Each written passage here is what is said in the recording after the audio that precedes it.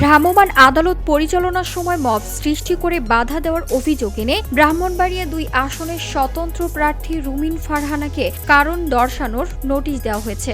রবিবার সন্ধ্যায় সহকারী রিটার্নিং কর্মকর্তা এবং সরাইল উপজেলা নির্বাহী কর্মকর্তা মোহাম্মদ আবু বক্কর সরকার বলেন, শনিবার রাতে তিনি নির্বাচনী অনুসন্ধান ও বিচারিক কমিটির দায়িত্বপ্রাপ্ত জ্যেষ্ঠ সিভিল জজ আশরাফুল ইসলামের কাছে এ ব্যাপারে চিঠি লিখেছেন।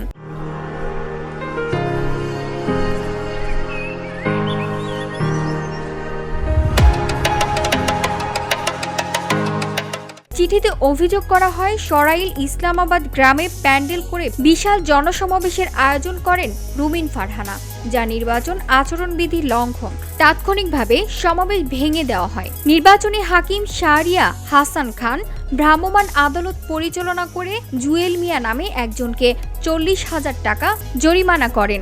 এ সময় রুমিন ফারহানা নির্বাহী হাকিমকে আক্রমণাত্মকভাবে বৃদ্ধাঙ্গুল প্রদর্শন এবং আঙ্গুল উঠিয়ে বারবার হুমকি প্রদর্শন করেন। চিঠিতে বলা হয়, এ সময় রুমিন ফারহানার সঙ্গে থাকা জুয়েল মিয়া সহ অন্যান্যরা মারমুখী আচরণ করেন। এতে মব সৃষ্টি করে বিচারিক কাজে বাধা এবং কর্তব্যরত হাকিমকে হুমকি প্রদান করেন, যা নির্বাচনী আচরণবিধির সুস্পষ্ট লঙ্ঘন। VOD Bangla news desk.